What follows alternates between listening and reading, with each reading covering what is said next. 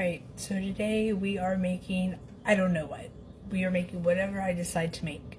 But we're going to start with some asparagus.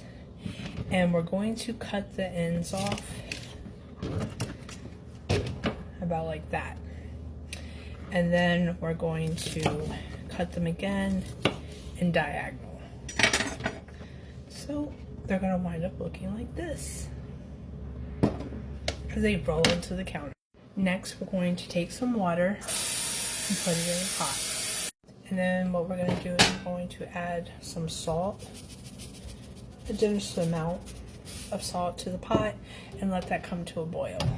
So I'm not making anything big because it's just for me. So this is just enough for me. So when you want to do it, you're going to want to take the whole bunch of asparagus if you're doing it for the family, and wash them and then cut them and then boil them. But because it's for me, it's just a little bit. And so while I'm waiting for the water to boil, we're going to go ahead and get out our red wine vinegar, our lemon, and our Dijon mustard, and our extra virgin olive oil to make the dressing. So we're going to add a teaspoon of the red wine vinegar into just a small bowl. We're going to do 1.5 tablespoons of the lemon, but I'm really not going to measure it. So it's going to be 1.5 tablespoons or 2 tablespoons, whatever your preference is. Then we are going to add a teaspoon of the Dijon mustard, or however much you like. Take your whisk, your bowl, and just whisk it. And what you're going to do is you're going to pour a little bit of your oil in there. And you're only going to use about a teaspoon. I probably won't use that much because, I don't know, oil tastes weird to me. After that, I'm going to add some salt and pepper. And yes, I put my salt and pepper in my grinder. I'm going to add a little bit to the dressing. That's about all. I'm also going to add some parsley. I don't have any fresh parsley right now because it's still growing. But I'm going to add a little bit of parsley to my dressing. And that is optional. Alright, so next we're going to add our asparagus into our pot, and we're going to boil that 2 to 3 minutes. This recipe called for a heart of palm. I did not get heart of palm. I actually got artichoke hearts, and that's what we're going to use.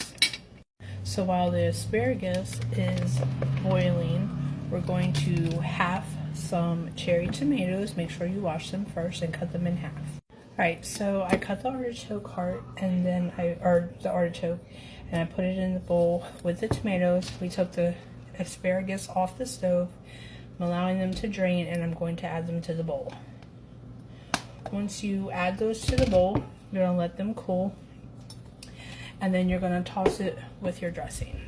So now I'm going to prep the chicken, and I have 2 chicken breasts, and right now I'm just patting the moisture, giving them a pat, get that extra moisture. I'm going to put some butter in a cast iron skillet, seasoning these with salt and pepper and some lemon pepper.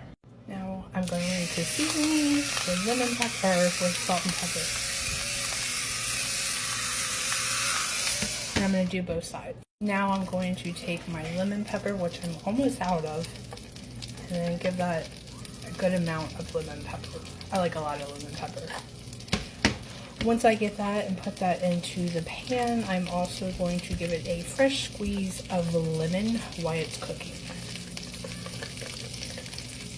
I also do have salt-free dash lemon pepper, so you can use this as well. I'm going to take a fork, and I'm just going to mix my tomato and artichoke heart and my asparagus, and I'm just going to mix it all up, and then I'm going to get my dressing.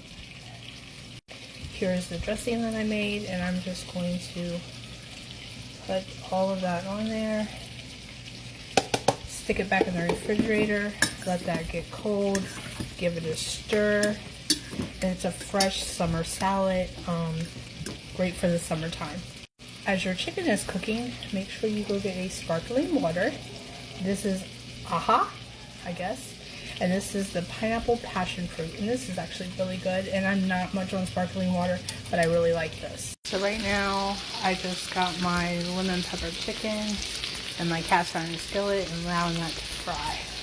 Once that fries, you're going to want to take any kind of thermometer that you have and poke it in the chicken, not like this, but like this, right in the center. That's at least how I do it with these thermometers, to make sure that your chicken is the right temperature. Now that I flipped that, I'm going to squeeze some fresh lemon over top of that.